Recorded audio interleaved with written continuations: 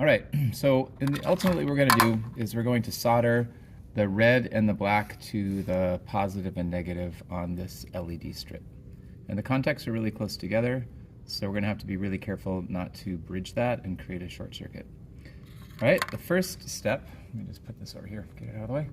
The first step is to pick an LED light strip. If you kind of look over here, you got all these different types of ones. And so you want to make sure that you have one that works. So I'm just going to kind of attach that to the magnet there. There's a plus and a minus. Red is positive, black is negative. I just want to make sure that it works and it's the color that I want. So this is yellow, and yeah, let's say that it's the color I want. So I'm happy with yellow.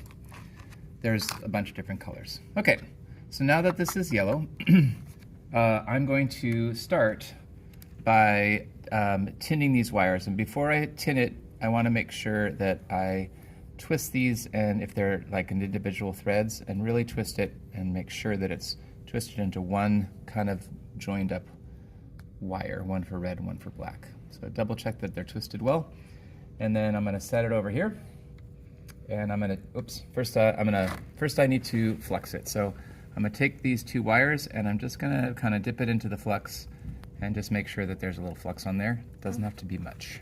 So I'm going to put that onto there, and I'm going to tin these. Tinning means to add a little bit of solder to each of the wires.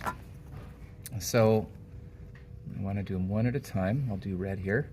So I'm going to put the soldering iron on the red wire, not on the jacket, not on the red part, but on the actual just wire.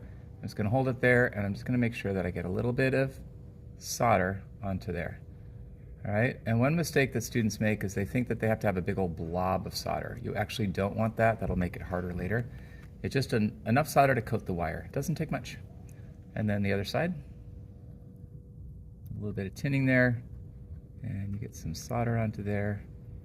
No blobs or anything, and we're good to go. Okay, now I wanted to make sure that this is clean, so I'm going to put it into the tip cleaner, and I'm going to make sure that it is super clean before we do the next step. It's going to be really important. So check that you have a clean solder tip, okay? All right, it's clean, so I'm ready to go. Second thing I'm going to do is I'm going to put a little bit of flux on the contacts of my LED. I'm just going to paint a little flux on. You're not even going to be able to see the flux, but it's there. Okay. I'm going to put that on this little magnet board here and kind of press it down so it stays nice and flat. And then I'm going to take my tinned wires, and if it's too much, I got a glob on that, so I'm going to get some scissors, and I'm going to just trim a little bit of that wire off. It's just a bit too globby at the end. I want it just kind of clean looking. All right, so now I don't need to use any more solder.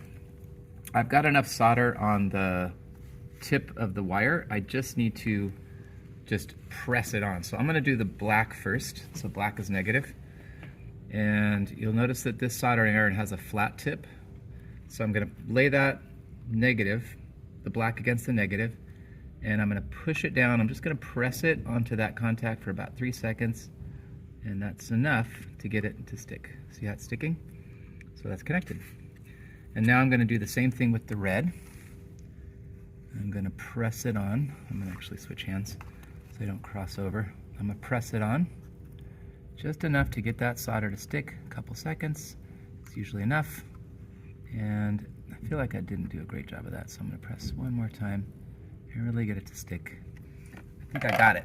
Sometimes it's tricky, but it looks like it's soldered.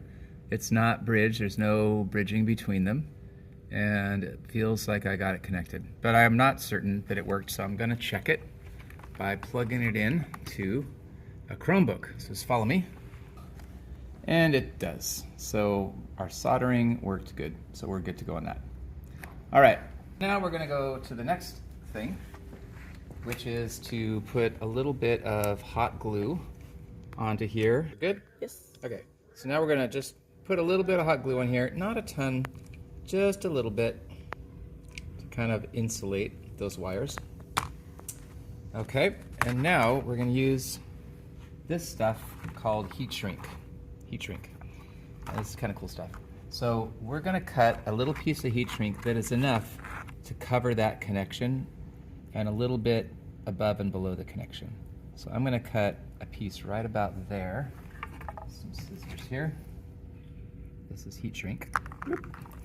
And then I'm going to thread that through my connection here, or my LED. I'm going to put it all the way through, and I'm going to get it onto there. So I want it to be a little bit above. I don't want to cover up the lights, so I'm going to go up to maybe just around where that first light is, right there. And there it is. All right. It's called heat shrink because it shrinks with heat. So this is a hot air gun. It's quite hot. So you just kind of push this against here, and you'll see eventually that it will start to shrink. See, that's like squeezing in on itself. It's kind of shrinking up. See that? You kind of twist it like you're cooking a marshmallow.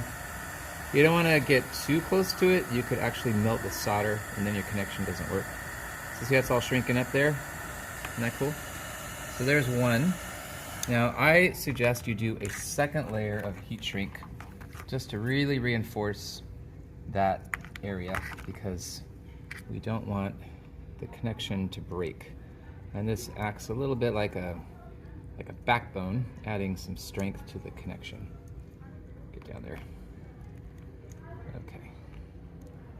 Get to watch me struggle. All right, get down there. I'm gonna go back to where that connection is. Kind of that's the weak area. And I'm gonna put a second layer of heat shrink on that.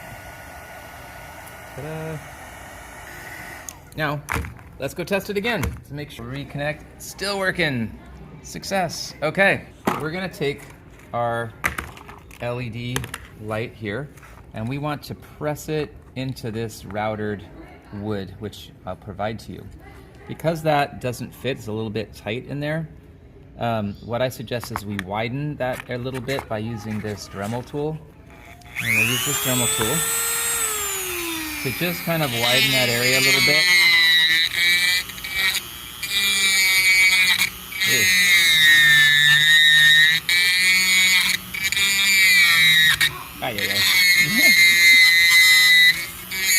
Okay, see how it's widened up a little bit? You can do a better job than I did. But it's widened up, and hopefully this will kind of slip into there now, and look at that, it does. All right, so now we're going to, this has got like a sticky stuff, so we're gonna peel this off. All right, we're gonna pull this off, and this is sticky now. And we're gonna try to press this into there. And we'll use your light stand that you developed to kind of press it down in, like that. And if it's a little bit long, you can cut it, or you could just leave it. It can be kind of just a little extra light, which is fine. And then this is gonna sit on there. But it's kind of floppy, right? So you can get a little piece of 1/8 inch balsa, and it's just about the right size to kind of tuck into the back there. It can be a little tricky sometimes to get this to fit. You can use a little tool like a ruler or something to kind of get it down in there. And there, yikes, there is the light stand. Let's check it one more time and see if it works. And here we go. Look at that. Spider-Man. Pretty cool. That's how you do it.